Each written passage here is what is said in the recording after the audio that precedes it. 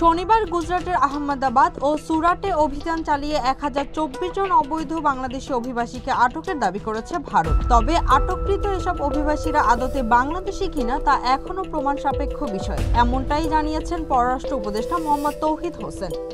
রোববার পররাষ্ট্র মন্ত্রণালয়ের সাংবাদিকদের ভারতে আটক বাংলা ভাষাভাষীদের প্রসঙ্গে একথা বলেন তিনি বলেন, ভারতে বাংলাদেশি কেউ আটক হলে অবশ্যই আমরা ফেরত নেব, কিন্তু বাংলাদেশের লোক কিনা এটা প্রমাণ সাপেক্ষ বিষয়, কেননা ভারতেও কিছু বাংলা ভাষী আছে যারা দেখতে বাংলাদেশিদের মতো।